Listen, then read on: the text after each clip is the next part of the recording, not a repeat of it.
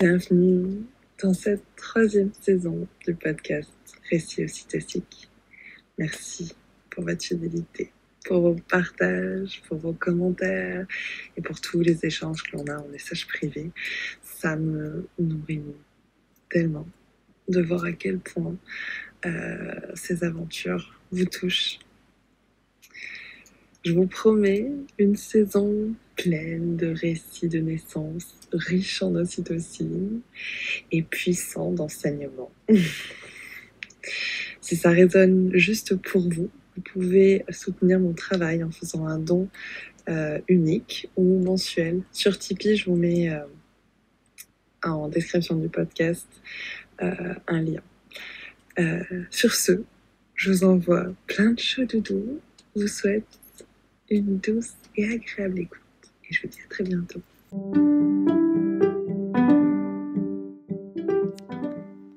Bienvenue sur le podcast Récits ocytociques. Des histoires de naissance positives et empuissantes. L'ocytocine, c'est l'hormone de l'amour. Ça signifie littéralement enfantement rapide. Je m'appelle Charlotte Ordou et j'ai l'honneur d'accompagner les familles en tant que doula. C'est durant ma dernière grossesse, où je cherchais à me nourrir de récits inspirants, que j'ai lancé les lives ocytociques sur Instagram. Vous retrouverez ici nos échanges. Porter l'espace pendant que mes invités viennent se livrer en toute authenticité est une expérience enthousiasmante et riche d'enseignements. Car il n'y a que les personnes qui enfantent pour savoir ce qui leur est juste. Installez-vous confortablement et plongez avec moi dans un bain d'ocytocine. Aujourd'hui, on se retrouve donc pour un récit ocytocique et c'est Océane qui vient nous partager. Donc aujourd'hui, le récit de naissance qui va nous être offert, c'est une naissance accompagnée à domicile après césarienne. Donc je te remercie beaucoup, Océane, d'être là. Comment te sens-tu? Anxieuse. Alors, si ça peut te rassurer, beaucoup de personnes sont anxieuses au début. Ouais. Et ça se passe généralement très bien. Ouais, ça va le faire. En tout cas, merci vraiment de tout cœur de ta présence ce matin. Merci à toi de m'ouvrir la parole. Est-ce que tu serais d'accord de te présenter comme ça t'es juste et de nous partager ce que tu aimes? Ouais. Alors, bonjour à tous et à toutes. Je suis Océane et connue sous le nom de Fleur Bleue en tant qu'illustratrice. Je suis maman depuis bientôt 4 ans d'une petite fille qui s'appelle Léa et d'une autre petite fille qui s'appelle Violette. Et aujourd'hui, je suis ici pour raconter la naissance de Violette. Merci. Donc, comme je l'ai dit, aujourd'hui, tu vas nous partager cette naissance accompagnée à domicile qui est venue donc suite à une césarienne. Est-ce que tu serais d'accord de nous partager quelle a été ta démarche, quelles ont été vos réflexions ou vos parcours de vie qui vous ont amené à vouloir enfanter accompagné à domicile? Ouais, alors pour notre première fille, on était plus ou moins informés, on va dire plus moins que plus sur la naissance.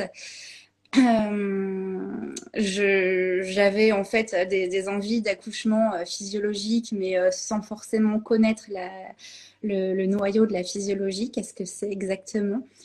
Donc ça a été une naissance en maternité. Il y a eu une cascade d'interventions, de la stagnation qui ont mené à une césarienne qui, après coup, n'aurait pas forcément été nécessaire. Il y a eu beaucoup de violences obstétricales aussi et émotionnelles de la part des équipes. Donc, la naissance de Léa a été pour moi un vrai traumatisme en tout point. Le lien d'attachement avec bébé, ça a été compliqué. Mon rapport à mon corps suite à ça, c'était très compliqué aussi. Et je suis sortie de ça avec une énorme colère. Et je crois que ça m'a donné l'élan, enfin c'est pas je crois, c'est sûr, ça m'a donné l'élan de m'informer sur la naissance, la physiologie de la naissance.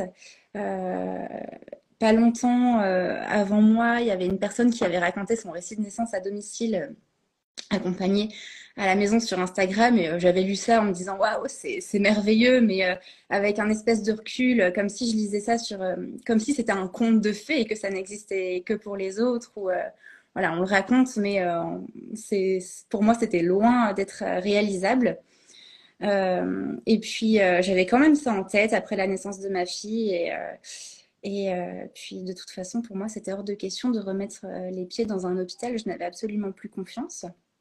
D'ailleurs, tout ce qui est suite de couche, rééducation du périnée, tout ça, j'ai absolument rien fait. Je me suis pas occupée de mon corps jusqu'aux 2 ans de ma fille aînée. Je voulais plus du tout, enfin, voilà, c'était tout mis de côté. Le côté médical, pour moi, c'était fini. Voilà, il y a eu un gros traumatisme dessus. Et puis, plus je me renseignais, plus j'avançais dans le cheminement, plus pour moi, la naissance à la maison, c'était comme une évidence. Il y avait aussi cette envie de reprendre possession de mon corps, de ses capacités à enfanter. Et quand je suis tombée enceinte de Violette, c'était une évidence, je n'irai pas à la maternité. Alors, une évidence, oui et non, comme voilà, j'ai un antécédent de césarienne. Ça a été aussi gros questionnement en mode bah, mince, comment on va faire parce que personne ne voudra m'accompagner. Moi, il est hors de question que je retourne à l'hôpital. Donc voilà, un peu perdu. Et puis finalement, tout s'est bien déroulé. On a trouvé quelqu'un pour nous accompagner assez rapidement. Donc voilà. Tu disais que tu avais vraiment envie de te renseigner sur c'était quoi la physiologie de la naissance. Euh, C'était quoi tes ressources? Si t'es d'accord de les partager. Ouais, alors pour donner les noms exacts, je vais être nulle. J'aurais dû me faire la petite liste avant. Il y a un compte Insta qui parle de naissance souveraine. Il est pas mal connu. Tu acquiesces, tu dois voir de quoi je parle. Je crois qu'elle accompagne d'ailleurs sur des naissances souveraines après des naissances difficiles. Ça a été ma ressource principale. Et puis, lire des récits auprès des doulas, des sages-femmes aussi, voilà, de tout ce côté-là. Oui, tout à fait. On fait un petit coucou à Elisabeth. C'est ça, voilà. Et ton compte, c'est effectivement aujourd'hui, c'est Naissance Souveraine. Mm. Et donc, tu disais que tu es enceinte de Violette. Tu trouves cette sage-femme qui est OK de vous accompagner pour faire un AVAC. Comment ça se passe, les rendez-vous avec cette sage-femme? Parce que pour le coup, tu as peu mesuré c'était quoi un accompagnement euh, pendant la grossesse en maternité et versus un accompagnement pendant la grossesse avec une sage-femme à domicile. Oui, Robin était avec moi et il m'a attrapé une chaise. Salut Robin. Alors, au début, c'était un peu déconcertant, pas du tout, c'est pas du tout négatif hein, ce que je dis, mais c'était des rendez-vous papotes. On sortait du rendez-vous, puis on se disait, merde, on a oublié plein de trucs en fait, parce que j'avais eu l'habitude d'un suivi très médicalisé où on te mesure le ventre, on prend ta tension, on écoute le cœur de bébé, voilà, et les prises de sang, les tests urinaires, là, rien de tout ça. Il y avait pas du tout, c'était pas du tout médical en fait. C'était les rendez-vous, c'était du lien, c'était créer du lien. En plus, on les prenait un peu comme on en avait besoin quand on en ressentait le besoin. Donc, je pense qu'on a dû se voir une fois tous les 2 mois et pas tous les mois. Alors, moi, j'y allais parce que justement, j'avais ce besoin de créer un lien avec elle. Parce qu'on allait partager quand même quelque chose de profondément intime. Donc, il fallait que je me sente à 100% en confiance. Et c'était super important. Voilà. Et donc tu as eu tu disais cette naissance traumatique, tu t'es vraiment intéressée à la physiologie. Est-ce qu'il y a quelque chose qui a été soutenant pour toi justement pour apaiser cette première naissance, pour t'en aller un peu plus sereinement vers cette deuxième naissance?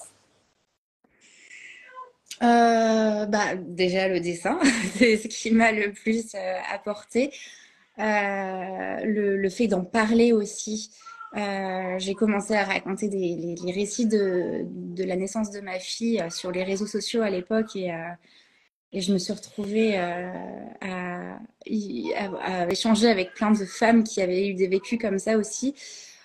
Ça m'a fait un bien fou de pouvoir mettre des mots sur ça, de me sentir légitime dans mes émotions, dire ouais, mon bébé va bien, mais moi je vais pas bien en fait. Et bah, en fait, c'est ok.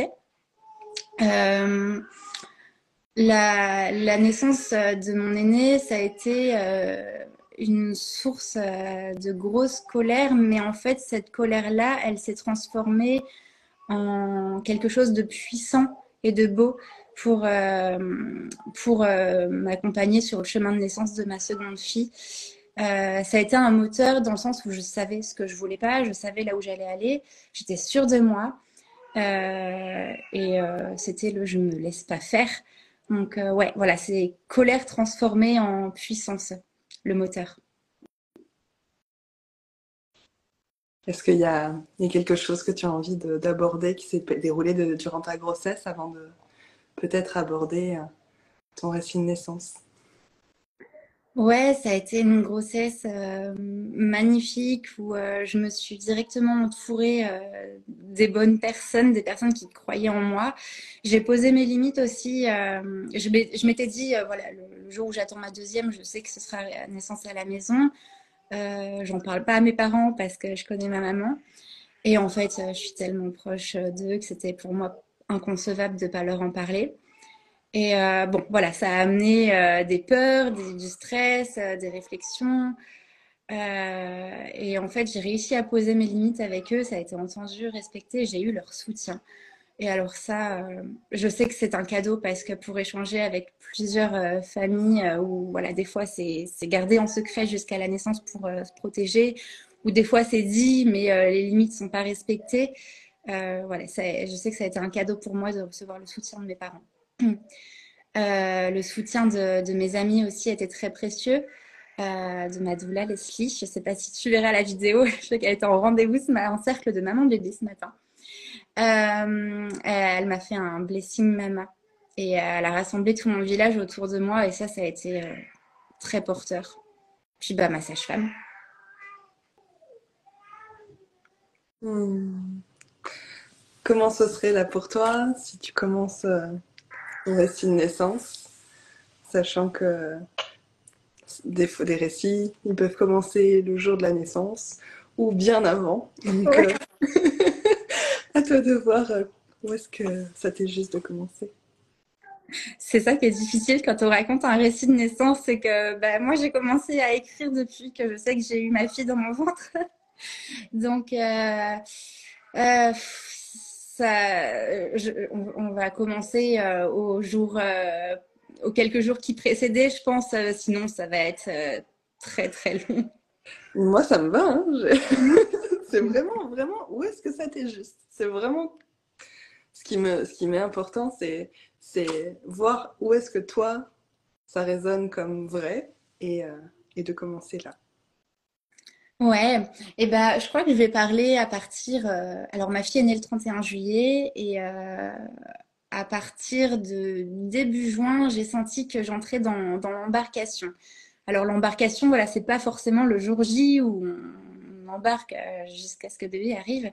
C'est plusieurs semaines, plusieurs mois avant des fois. Et je l'ai vraiment senti dans mon corps, dans mes émotions, dans ma façon de nidifier ma maison, même si la nidification, j'ai eu l'impression qu'elle a duré 9 mois.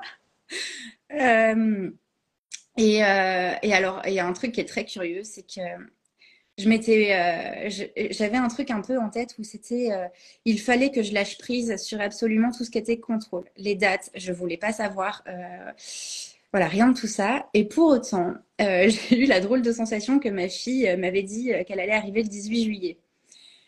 Et donc, j'ai tout construit autour de cette date-là. C'est-à-dire que le 17 juillet, je prévenais mes clientes pour leur dire, bah, je vais devoir faire une pause sur ton projet parce que je pense que bébé arrive. Et en fait, pas du tout. Et il y a eu vraiment ces 2 derniers mois, on va dire, de cohabitation. un espèce de challenge entre ma fille et moi où moi j'étais dans le contrôle absolu et elle m'envoyait des petites pitchnettes là pour me dire non, non, tu vas rien contrôler maman, c'est moi qui décide. Pour enfanter, il va falloir que tu lâches prise. Et ouais, c'est bien vrai parce que c'est quand j'ai commencé à vraiment lâcher prise, à me faire du bien. À prendre des temps pour moi, à appeler ma copine pour lui dire tu viens me faire un massage, que ça a commencé. D'ailleurs, ma fille aînée, j'avais envie qu'elle soit là et en même temps, c'était laisser les portes ouvertes pour qu'elle puisse ne pas être là. C'était voilà, il n'y avait pas de règles autour de ça, on ne savait pas trop comment ça allait se passer, mais j'avais envie dans mon cœur qu'elle soit présente. Et finalement, quand je suis avec ma fille aînée, j'ai une casquette de maman qui est très prononcée, mais voilà, c'est normal. Et mes parents l'ont embarqué en Bretagne et quelques heures après, bah, ça a commencé. Et voilà, je pense vraiment qu'il y a eu ce déclic de bah, là, je ne suis plus sa maman, je suis une femme qui est prête à accueillir un autre enfant. Il n'y avait plus que moi et j'étais disponible pour ça. C'est impressionnant comme quoi c'est euh, déjà qu'il y ait une telle différence entre le 18 et le 31 Oui. et aussi que qu'à partir du moment où elle est partie vers la Bretagne, c'était le moment où tu étais disponible à toi et à ce nouveau bébé. Ouais, ouais, c'est fou, mais j'avais, enfin, c'est vraiment ce truc de lâcher prise où Violette m'envoyait plein de messages comme ça ces derniers mois de grossesse où j'avais besoin de lâcher prise. Et en plus, c'est quelque chose qui m'a animée tout au long de ma grossesse. J'avais un mantra qui me berçait, c'était je laisse être tout ce qui doit être. Et en fin de grossesse, je l'ai complètement oublié. J'étais dans le contrôle absolu et ça l'a pas fait. Donc ma fille est venue me rappeler que non, non. Ok, donc ton aîné part vers la Bretagne, ça y est, tu te Oui. centres vers toi. Comment, comment tu vis tout ça? Bah, je me rends pas compte déjà. On passe. Alors elle part le matin, je crois. Il y a des fois c'est un peu flou mes souvenirs, hein. Et donc on se fait une soirée avec mon amoureux. On mange sur la terrasse. On trouve ça calme. Il n'y a pas de voisins, il n'y a pas d'enfants dehors. Alors que bon, c'est l'été, il fait beau. D'habitude les gens sont là tard. Et puis je dis à mon mari c'est tristement calme. Puis lui, il me dit, non, mais en général, on dit que c'est le calme avant la tempête, donc à mon avis, quelque chose se prépare. Ça faisait plusieurs jours que j'avais des contractions, des phases de contraction qui étaient bien prononcées. Donc, je voyais pas encore forcément la vraie embarcation, tu vois ce que je veux dire, arriver. Cette soirée-là, j'avais quelques contractions aussi. Mais voilà, en toute détente, on se met la musique dans le salon, on met de la musique cubaine. On avait l'écharpe de suspension qui tombait, on passait entre les pans, on dansait. Enfin, c'était trop bien. On faisait que se marrer, absolument génial pour faire monter le taux d'ocytocine au max. Le meilleur ingrédient pour un enfantement. Voilà, c'était comme ça. Puis il y avait des contractions qui venaient. Je me mettais devant la porte sur mon ballon, la porte ouverte avec le chant des oiseaux. Puis j'accueillais. Je pensais que c'était du pré-travail. Vraiment, je réalisais pas du tout. Euh, alors attends, je suis un petit peu perdue. Je me remémore. Ouais, j'avais une amie qui m'avait offert en fin de grossesse un flacon d'huile essentielle pour accompagner les contractions, stimuler un peu les contractions. Et puis, comme ça faisait quelques jours que j'avais du pré-travail, je lui envoie un message pour lui dire, bah écoute, quand est-ce que je peux appliquer ça? À partir de quand c'est nécessaire? Enfin, intéressant en tout cas. Elle me dit, bon, bah n'importe quand, en fait, à partir du moment où tu as des contractions, vu que le but c'est de les accompagner, de les stimuler. Donc, moi, ni une ni deux, j'en passe sur mon corps. Et alors, je ne sais pas si c'est ça ou si c'est le fruit du hasard, mais ouais, les contractions d'après, ça a été hyper intense. J'ai senti que la vague, elle était montée en puissance. Mais en même temps, je réalisais encore pas. C'est monté tellement vite que en vrai, je ne pense pas avoir eu le temps de conscientiser une seule fois que j'étais en train d'enfanter. C'est allé très vite. Ça me parle, j'ai entendu plusieurs fois, ou même vécu, un déni d'enfantement. Mm. Ouais, ben, je crois que c'est tellement puissant et puis je sais même pas quel mot dire mettre dessus, mais on va rencontrer notre bébé.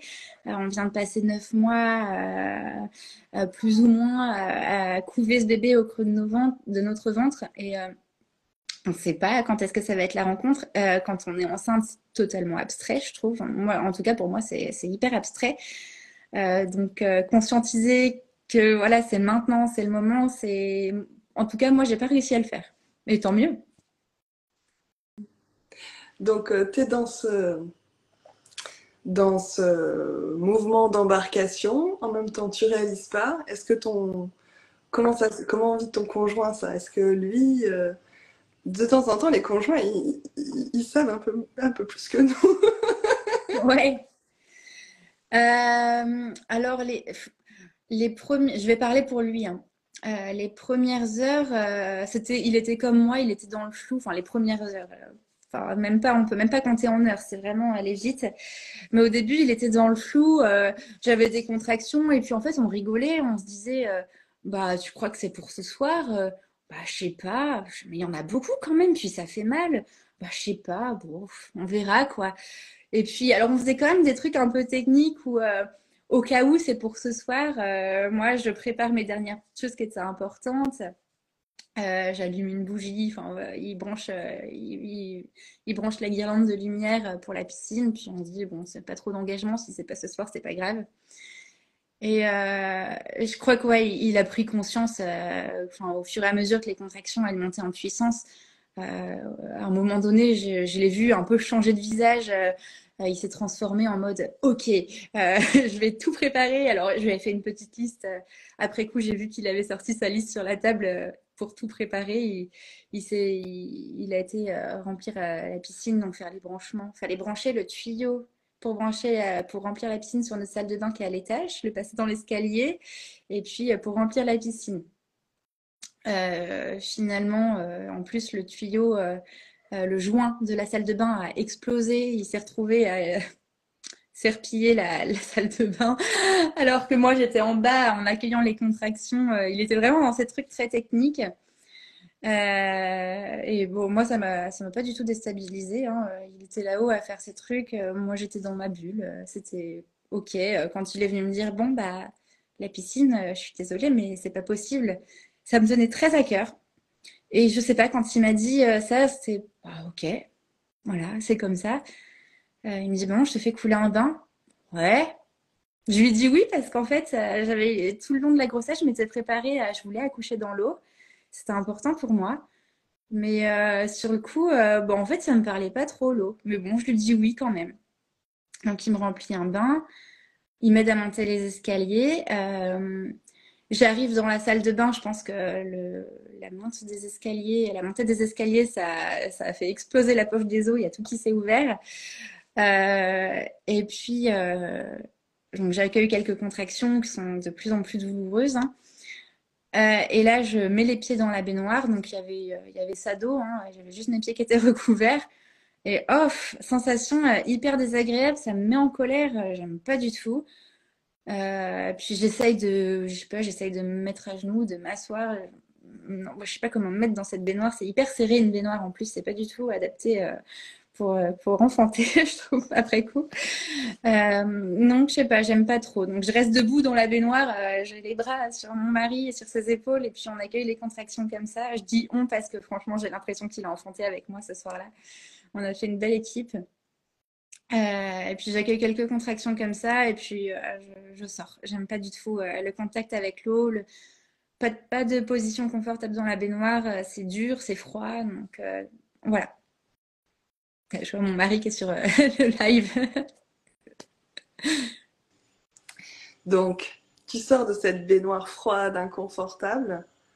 Qu'est-ce qui se passe après? Euh, on redescend. Alors, je me souviens que dans la salle de bain, lui, il essaye d'envoyer un message à mes amis. Tu sais, j'ai un groupe WhatsApp avec, suite au Blessing Mama, ils ont créé le groupe Team Postpartum. Et j'avais dit, bah voilà, quand ça commence, ça fait partie de la liste, je les préviens. Ah bah, dès qu'il prenait le téléphone, j'avais une contraction qui arrivait, donc je l'engueulais, j'ai dit, non, il faut que tu sois là. Ouais, alors, j'étais absolument ingrate hein, ce soir-là. Et puis, bah, on descend, main dans la main, on y met à redescendre les escaliers, c'est assez beau comme moment. Et puis, on se met en bas, je me mets dans le lit. On avait installé un lit en bas, on avait vraiment tout installé en se disant aussi que les nuits enfin, qui allaient suivre l'enfantement, on allait dormir en bas, que tout serait plus confortable. Donc voilà, tout était prévu pour ça. Et, euh, et je crois que là, j'arrive dans une phase où je me sens épuisée, j'ai l'impression que je vais pas y arriver. Euh, Entre-temps, il a prévenu notre sage-femme aussi. Voilà, je vais oublier plein de trucs parce que c'est du live. Euh, et, euh, et ouais, je me retrouve dans le lit. Je suis des fois à genoux, à quatre pattes. Je suis agrippée à ses bras. Et puis, il y a un moment où je m'allonge et je me sens épuisée, vraiment la redescente totale. Les contractions, elles sont encore là, elles me font mal. Le mot de douleur était vraiment présent pour moi cette nuit-là. Dans ma tête, j'ai l'idée qui me traverse. Alors, je le verbalise absolument pas parce que j'ai peur qu'on me dise, bah go, on y va. Dans ma tête, c'est, j'y arrive pas. Il faut qu'on aille à l'hôpital et qu'on m'ouvre le ventre parce qu'en fait, je sais pas faire, je vais pas y arriver, c'est pas possible. Mon bébé, il n'arrive pas. Il y a vraiment cette phase de doute qui me traverse. Ouais, la fameuse phase de désespérance. Voilà. Et plus avec l'histoire que tu as vécue avec ton aîné qui, au final, qui revient là maintenant. Ça a dû être effectivement très, très, très intense à vivre, quoi. Et tu disais qu'entre-temps, vous aviez appelé la sage-femme. Alors, aussi, c'est normal, il y a plein de trucs qu'on oublie. C'est le Ouais. live et c'est OK. Euh, oui, donc vous avez contacté la sage-femme. Est-ce que tu te souviens comment elle t'avait expliqué quand est-ce que ce serait le bon moment de l'appeler? Non, je me souviens pas de ça. Après, je crois que c'était un peu au ressenti. Si tu veux, quand mon mari a commencé à la prévenir, moi je l'avais écrit déjà la veille quand j'avais eu une grosse phase de contraction, mais sans pour autant penser que c'était ça. Mais voilà, je lui avais quand même raconté. Je sais que elle, en fait, c'est elle qui va poser des questions et c'est ce qui s'est passé. Elle pose des questions vraiment très précises et très ciblées sur quelle tête j'ai, quel cri je fais, si c'est aigu, si c'est fort, quelle position, qu'est-ce qui s'est passé, etc. Et elle sait quand est-ce que c'est le bon moment, elle, pour venir.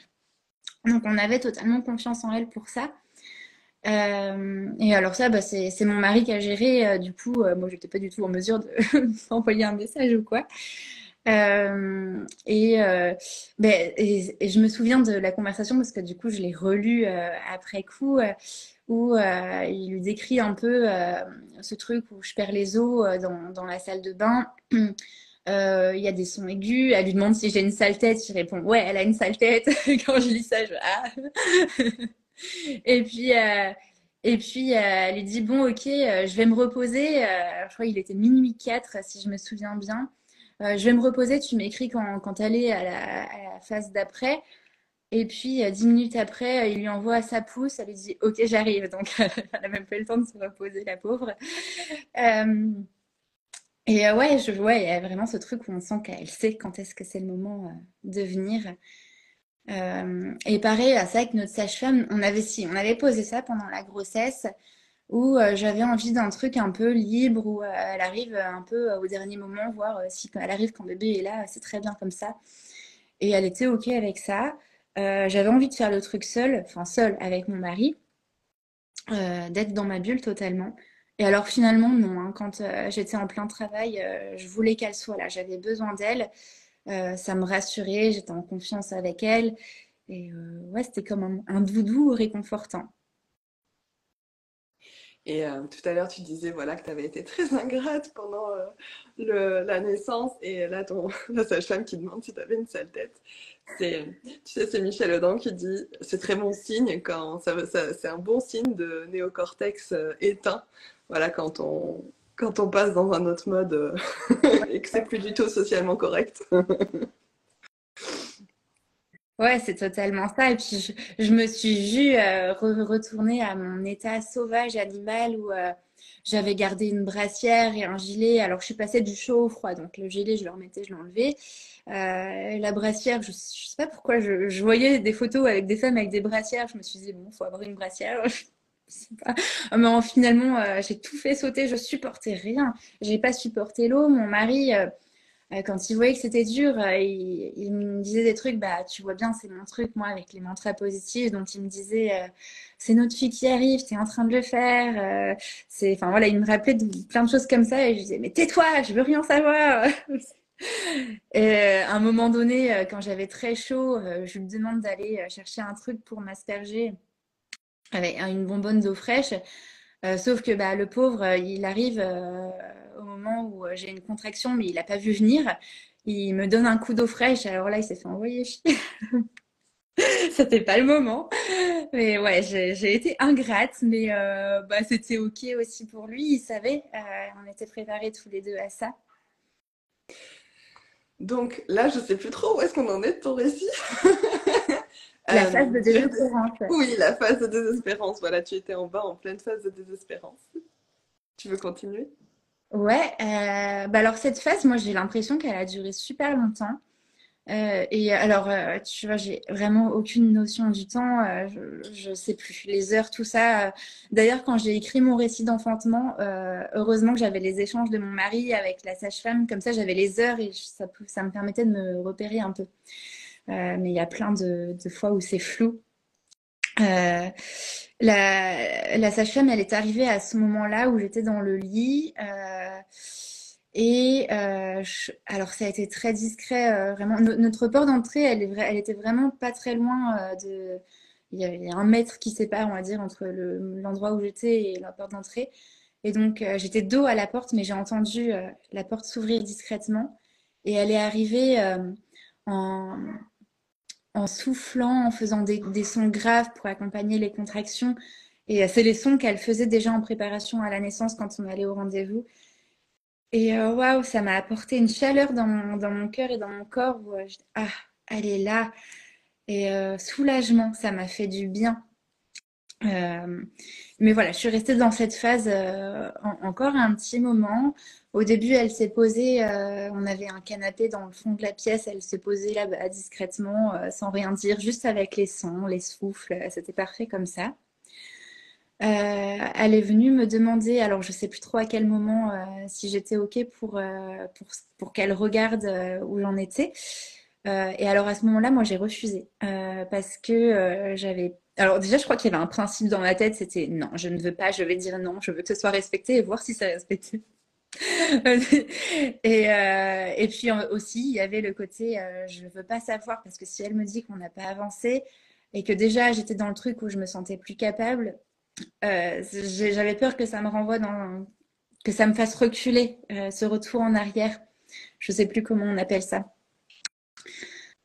Je sais que, effectivement, le col, en fait, c'est pas une ouverture constante croissante, ça se ferme, voilà. Donc, j'imagine une désouverture du col, quelque chose comme ça. Ouais, peut-être. Et puis même dans le vortex de la naissance, retourner à l'étape précédente où je ressors un peu de ma bulle. Voilà. Bon, j'avais peur en tout cas je voulais pas savoir. Ça me réconfortait de pas savoir. Et puis c'était OK pour elle. Donc on a continué le travail comme ça. Euh, et à un moment donné, elle est venue, elle me caressait la jambe. C'était tout doux. C'est vraiment très réconfortant. J'avais mon mari aussi. Il y avait cette bulle et alors je m'en souviens, j'étais allongée sur le côté, la tête dans mes oreillers et j'avais une jambe à plat sur le lit et une autre jambe sur l'épaule de la sage-femme qui reposait, donc vraiment les jambes écartées. Et dans ma tête, je me disais, il ne faut pas que je ferme les jambes parce que sinon je vais fermer le passage. Voilà, vraiment, j'étais dans des trucs comme ça. Euh, et puis ce passage-là dure un petit moment. Au bout d'un moment, elle me booste un peu quand même. Elle me dit, bon, essaye de te mettre debout, viens, on va monter les escaliers, on les redescend. Et elle insiste plusieurs fois. J'étais vraiment très fatiguée, je me sentais pas du tout capable de faire ça, pas envie. En même temps, je me dis, bah ouais, mais si, je peux pas rester allongée.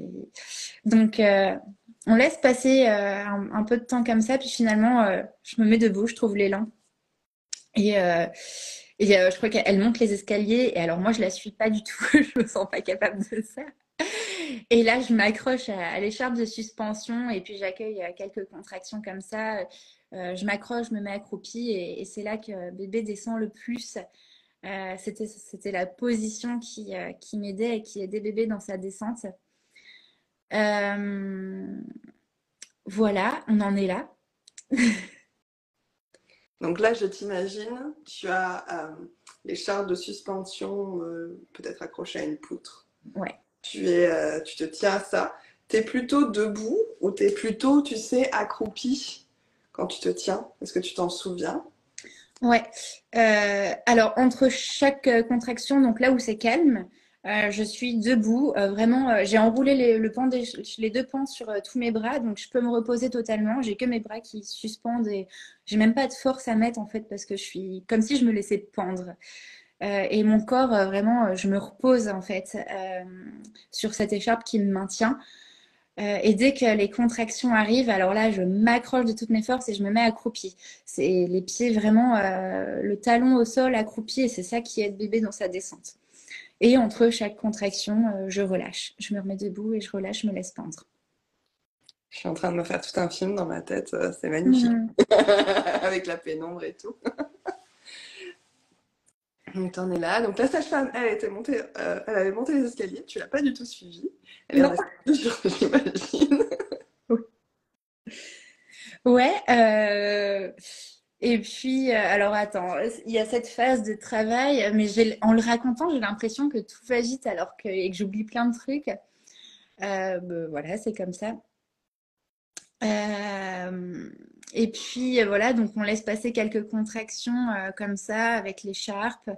Et puis au bout d'un moment, je crois que je dois m'accroupir au canapé, tu sais, les bras comme ça, la tête dans le canapé. C'est d'ailleurs à ce moment-là du travail où j'ai très chaud et que mon mari vient avec une bonbonne d'eau et qui se fait envoyer bouler. Et elle me repropose de m'ausculter. Alors, je sais plus si c'est là ou si c'était dans le lit la deuxième fois. Bon, elle me repropose une deuxième fois un moment et là j'accepte. Et elle me dit, elle a à peine touché, hein, j'ai à peine senti, elle me dit, mais en fait elle est là ta fille. Et ça m'a fait un truc dans mon corps où c'était tout d'un coup, ok, c'est bon, je suis fatiguée, mais je vais le faire. Et je suis venue puiser une force en moi que je pensais pas. C'est un truc que tu touches quand tu enfantes, que je pensais pas pouvoir toucher un jour. Et voilà, je pense qu'il y a que dans ce moment-là où tu es capable d'aller vraiment toucher ça. Vraiment, c'est le côté animal qui a en moi, qui est ressorti. Et je trouve ça beau. Et là, je me retrouve du coup suspendue, plus à l'écharpe, mais au bras de mon mari. Je le tenais vraiment comme ça à ses bras et comme avec l'écharpe en fait. Dès qu'il y avait une contraction, je me remettais accroupie, les pieds bien ancrés dans le sol. Et la sage-femme, elle était, alors je sais pas si ça va être facile à visualiser quand je le raconte comme ça. Donc il y a mon mari qui est debout, moi qui est en face de lui, je le tiens suspendu à ses bras, et elle est assise entre nous deux face à bébé qui fait son chemin pour réceptionner ou voir. Enfin voilà, elle est là. Voilà, et moi j'ai vraiment l'image de cette scène comme un vrai travail d'équipe où on est trois, enfin quatre avec ma fille. Et c'est vraiment un travail d'équipe. Ils sont tous les deux à me soutenir. J'ai l'impression d'avoir deux coachs de naissance en face de moi. Euh, Je me souviens je criais beaucoup pendant les contractions. Je mettais tout dans ma gorge et à un moment donné, ma sage-femme me dit, bah, là, ce que tu mets dans ta gorge, la force que tu mets là, tu arrêtes et tu essayes de mettre la même plus bas pour accompagner ton bébé. Donc ça, voilà, maintenant, quand j'ai des contractions, je me concentre et pour les faire durer dans le temps, alors pas pour moi faire durer ma force qui accompagne mon bébé dans le temps avec la contraction pour suivre jusqu'au bout. Et ça, je me souviens que ça me demande beaucoup de concentration parce que les contractions sont longues et que je suis épuisée. Ouais, c'est ce retour à la force animale que je trouve vraiment incroyable. Je me dis, j'ai réussi à faire ça, à puiser de la force là où je pensais pas en avoir pour tenir. Et j'ai mon mari qui est en face de moi et qui pousse en même temps que moi, qui m'accompagne dans la durée pour vraiment m'encourager à rester jusqu'au bout de la contraction. C'est une belle synergie là, vous quatre. Ouais. Et, et donc, elle te dit, ta fille est là, tu as cette puissance qui t'envahit, cette puissance incroyable que tu n'aurais jamais cru. C'est quoi là ce qui va se passer? Est-ce que tu changes de position? Est-ce que tu... Je sais pas, je n'étais pas là. Comment tu continues comment tu accueilles cette puissance pour la réenvoyer vers ton bébé? Toujours avec ce son? Je sais plus si non, je crois plus faire de son. Je crois que vraiment j'ai reçu l'info de la force que tu mets dans ta gorge et dans tes cris, tu la mets vers le bas. Et donc je pense pas qu'il y ait encore du son qui sorte de ma voix. Je crois que vraiment tout est concentré sur ma fille qui descend et qui fait son chemin. Euh, j'ai pas changé de position, du coup là je suis vraiment restée jusqu'au bout, accroupie, suspendue au bras de mon mari, en me relevant entre chaque contraction pour reprendre de l'énergie, de la ressource. Euh, là je sens le fameux cercle de feu. Pour moi c'était tout nouveau, comme ma fille est née en césarienne. Je ne connaissais absolument pas cette sensation. Mais j'en avais entendu parler beaucoup en long, en large et en travers. Donc je me dis, ah, ça y est, c'est ça, putain, ça brûle. Alors moi, à chaque fois que j'en entendais parler, on me disait, ouais, c'est quelque chose qui est extrêmement douloureux, mais ça dure 2 secondes. Donc j'ai ça en tête. Sauf que, ah bah non, ça dure pas 2 secondes. Ça a duré, ça a pris quand même quelques contractions, le passage de la tête. À la fin de la contraction, quand j'ai l'information que la tête n'est pas sortie et qu'elle me dit, bon, allez, reprends ton souffle. Et je me dis, bah non, mais je fais pas une pause là, elle reste pas comme ça, c'est pas possible. Mais j'ai pas le choix, la contraction n'est plus là. Mais bon, ça revient assez vite. Mais ça a été surprenant pour moi de voir qu'en fait, non, ça dure pas juste 2 secondes. Il faut son temps. Ma fille a pris son temps pour passer ce cercle de feu. Et puis, une fois que la tête est sortie, tout le reste du corps a suivi. Alors, vraiment, ça m'a fait la sensation, elle a glissé, quoi. Ça a été absolument ça. Le passage où elle est sortie, je me souviens aussi. Alors, moi, au début, c'était je veux attraper mon bébé, je veux être souveraine de ma naissance, voilà, personne touche à mon bébé. Et en fait, sur le moment, je pense que j'étais épuisée. Alors, il y a eu des moments où je disais à ma sage-femme, mais sors-la de là. Et en fait, quand elle est sortie, je lui ai demandé de l'attraper. Et ça m'a posé absolument aucun problème. J'étais OK avec ça, je lui faisais confiance. Et puis, c'était juste, ça devait se passer comme ça pour nous. Et de toute façon, si je lâchais mon mari, je tombais. Donc, voilà, Violette est née comme ça. J'étais suspendue au bras de mon mari, accroupie, avec la sage-femme entre nous deux qui, avec ses jambes, elle m'aidait à garder mes talons bien fixés au sol aussi, parce que c'était pas forcément une position facile pour moi. Mais c'est celle qui me faisait avancer dans le travail et mon bébé aussi. Et voilà. Donc, vas-y, je te laisse. Oui, non, j'allais te dire, là, ça y est, elle est sortie, donc ta sage-femme la récupère. Est-ce que c'est toi qui la récupères de ta sage-femme ou c'est la sage-femme qui te la tend? Comment c'est? Euh, oh, tu sais quoi, c'est hyper flou. Je crois qu'elle me dit de m'asseoir. On était vraiment au pied du canapé et du coup, elle me dit assis-toi dans le canapé. Donc là, je m'assois dans le canapé et elle me met ma fille dans mes bras. Donc j'étais assise dans les bras de mon mari et avec mon bébé dans mes bras. Et elle était toute petite, elle était toute propre. Il n'y avait pas de vernis. Enfin, si, mais ça se voyait pas en fait. Elle était toute lisse. Elle sentait bon. Et là, un sentiment de le moi animal m'a quitté, enfin le moi bestial m'a quitté et tout d'un coup c'était une plénitude totale. J'avais l'impression d'être une petite fille toute fraîche avec mon bébé. Voilà. Alors oui, moi je me replonge aussi dans ces moments-là, effectivement, Waouh, tu es là! Ouais. Et l'odeur dont tu parlais, là, tu trouvais qu'elle sentait super bon. C'est incroyable, cette odeur. Ah ouais. Ouais, ouais, c'est fou. Je la sniffe encore. J'ai l'impression de sentir tout le temps son odeur de naissance sur son crâne. C'est c'est incroyable. Et puis il y a vraiment cette reconnaissance que je ressens encore envers ma fille où j'ai l'impression d'être un peu d'être admirative d'elle. Waouh, ce bébé qui a fait ce chemin-là en totale autonomie. C'est beau. Elle est puissante, ma fille. Et j'ai vraiment ce regard-là sur elle. C'est beau. Et voilà, on est dans le canapé tous les trois.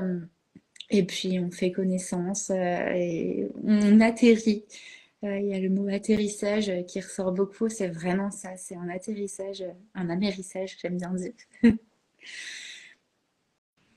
Et on sait qu'une naissance se termine après l'arrivée du placenta. Comment ça se passe pour toi? Et ben très fluidement en fait. Je crois que donc on est sur le canapé. Je regarde, c'est juste en face de moi. Et puis on est tous les trois et il y a la sage-femme qui se met à genoux et qui me dit bon bah je vais regarder un petit peu. Je crois qu'elle joue un petit peu avec le cordon. Alors elle tire pas dessus, elle joue un peu et là ça sort tout seul.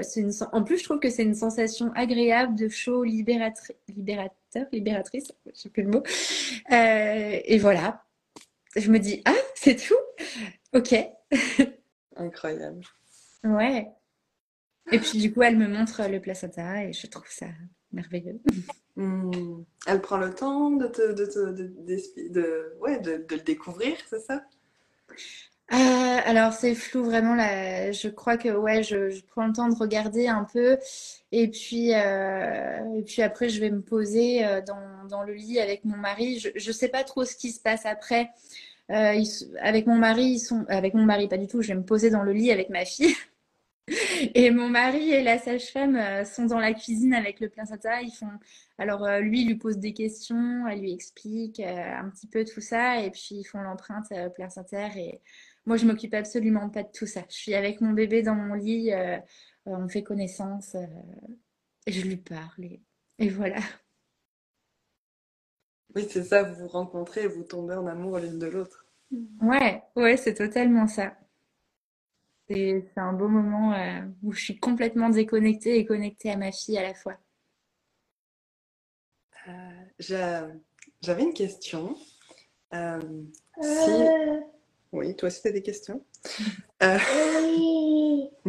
si tu pouvais t'offrir une gratitude, ou deux, ou trois, vis-à-vis de ce que tu as pu vivre ce jour-là, qu'est-ce que tu aimerais, en quoi tu aimerais te remercier et te célébrer? Je suis reconnaissante de m'être fait confiance jusqu'au bout et coûte que coûte, c'est-à-dire que bah, peu importe l'antécédent de césarienne, les peurs des autres, d'avoir réussi à me détacher de ça aussi et d'être restée ancrée avec mon projet de naissance à la maison. et de l'avoir fait. Ouais, d'ailleurs, mais je pense que c'est une phrase qu'on dit, qu'on est beaucoup à dire quand on vit ce genre de choses, c'est putain, je l'ai fait. Et voilà, ça, c'est vraiment un truc qui est fort et qui reste. Ouais, ouais, je me sens reconnaissante voilà, pour la confiance que je me suis autorisée, l'ancrage et de l'avoir fait. Merci. Euh, Tu disais, tu sais, tu avais fait le groupe WhatsApp pour le Blessing Way s'était transformé en groupe postpartum. Mm. Est-ce que tu peux nous partager ce qui a vraiment été soutenant pour toi en postpartum? Eh ben, j'y suis encore en postpartum. Déjà, les jours qui ont suivi, enfin même pas le jour même, il y a vraiment eu tout un village qui s'est soulevé avec ce truc de... Enfin vraiment, le groupe WhatsApp, il porte le nom Team Postpartum et c'est vraiment ça, c'est une team. Elles m'ont apporté à manger, j'ai reçu... peut-être 4 jours après la naissance, un soin rebozo et massage pas prénatal, postnatal. Voilà, plein de choses comme ça, des messages tous les jours pour savoir comment je me sens, parce que voilà, on sait qu'après un enfantement, qu'il se passe bien ou pas, les émotions vacillent. Ça, c'était chouette de voir que j'étais entourée, soutenue, comprise. Euh, que voilà, jamais j'étais toute seule en fait, j'étais vraiment soutenue et ça c'est très porteur. Euh, alors moi, il faut savoir que je suis quelqu'un qui ne demande pas de l'aide facilement et même quand on me tend la main, j'ai du mal à accepter. Là, tu vois, j'ai ce groupe WhatsApp et pour autant, j'ose pas forcément dire hey, j'ai besoin. Ma fille a été hospitalisée à 1 mois et demi de vie pour une bronchiolite. Et c'est quand je me suis sentie dans cet état d'urgence, là, il n'y a pas le choix, je me pose pas de questions, que j'ai écrit dans le groupe, là, j'ai besoin de vous, j'ai besoin de votre aide. Et, euh, et puis, je me suis dit, mais pourquoi tu attends d'être dans l'urgence vitale pour demander de l'aide? Et ouais, c'est beau de voir qu'il y a tout ce village autour de moi et autour des mères, de voir que ça se développe de plus en plus. Je trouve ça trop précieux. Est-ce qu'il y a quelque chose qui te tiendrait à cœur de partager avant que l'on finalise? Là, comme ça, j'ai rien qui me vient. C'est complètement ok. Ouais. Je sais que euh, tu as, tu as créé toute une nouvelle palette d'illustrations dans ton postpartum, qu'il est encore temps d'en commander parce que Noël a encore, t'as encore l'espace pour Ouais. envoyer les colis avant Noël. Euh, Il y a beaucoup de sirènes dans tes illustrations. Qu'est-ce qui, qu'est-ce qui t'a appelé dans cette, ouais, dans ce magnifique animal, être. Ouais. Il y a le côté mammifère, évidemment. Et alors, je sais pas, tout au long de ma grossesse et maintenant, l'eau, c'est vraiment mon élément. Alors, pour autant, j'étais fâchée avec l'eau le jour de l'enfantement. Voilà, tout le reste du temps, je suis vraiment très connectée à ça. Euh, et, euh, et puis, il y a un truc qui revient souvent dans mes phrases, dans ce que je dis quand j'étais enceinte et pour l'enfantement, ça a été les vagues qui me rapprochent de mon bébé. Et maintenant que je suis en postpartum et que je suis dans le dur, c'est les vagues. Et voilà, quand je parle de mon postpartum, je réponds quand on me dit comment ça se passe, etc. Je réponds tout le temps. Bah, c'est les vagues, une vague après l'autre. Je suis dans la tempête. Et bah, j'avais envie d'illustrer ça. Voilà, c'est l'image qui me porte, que c'était pour la grossesse, l'enfantement et maintenant le postpartum, l'eau. Bah, merci de tout cœur, Océane, pour ce magnifique moment et pour les magnifiques illustrations que tu offres au monde parce que euh, je me suis offert ce magnifique cadeau dans, pour chez moi et comme je te disais, voilà, il y a En fait, toutes tes illustrations, tu les as en petit, moyen et grand format. Et moi, j'en ai pris plein en petit, comme ça, je vais les utiliser lors des cercles pour rappeler la puissance des femmes. Donc, merci beaucoup. Comment tu te sens là, toi, là, maintenant? Bien, et je suis très reconnaissante. Merci beaucoup à toi, Charlotte, de m'avoir offert cet espace pour raconter la naissance de Violette. Euh, ça, tu appelles ça des récits ocytociques. J'en écoutais quand j'étais enceinte pour me porter. J'en écoute encore maintenant en postpartum. Le fait de raconter le mien, tu vois, j'ai un postpartum qui est vraiment dans le dur. C'est très compliqué avec ma fille. Ça me fait du bien, ça m'apporte du doux et je pense que c'est quelque chose de très précieux que tu offres aux femmes et puis aux familles en général en fait. Et puis c'est chouette. Je trouve que c'est important d'ouvrir la parole sur les récits de naissance comme ça, de montrer ce qu'on nous montre pas justement que ça existe aussi et que ça peut bien se passer, ça se passe bien et c'est beau et qu'on a le droit à ça, le droit de choisir. C'est important ça. Merci de tout cœur. J'ouvre les bras et je reçois ça en pleine poire. C'est trop bon. Donc merci vraiment du fond du cœur. Je t'envoie plein de chaud doudou, effectivement, avec ce postpartum dans les vagues, dans la tempête, avec une vague après l'autre. Merci vraiment du fond du cœur. Et je te souhaite de passer une douce et agréable journée. Et merci à Violette et à son papa de nous avoir permis d'avoir ce temps-là. Ouais, elle est en train de dormir en porte-bébé avec son papa, c'est absolument génial, ça tombait trop bien. Je suis contente d'avoir eu tout l'espace pour raconter le récit sans avoir à me préoccuper de pleurs ou de quoi que ce soit. C'est génial. Merci beaucoup. Je te dis à bientôt et encore merci. Merci à toi, Charlotte.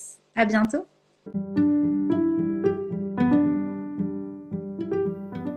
Alors, comment vous sentez-vous après cet épisode ? J'ai très envie de connaître vos ressentis, donc n'hésitez pas à les écrire en commentaire. Vous pouvez également laisser une note. Cela contribue à donner plus de visibilité à ces aventures empuissantes. Si cela résonne juste pour vous, partagez cette histoire, qu'elle puisse soutenir d'autres familles en cheminement. Je vous remercie, vous envoie plein de chaud doudou et vous dis à la semaine prochaine pour un nouveau récit ocytocique.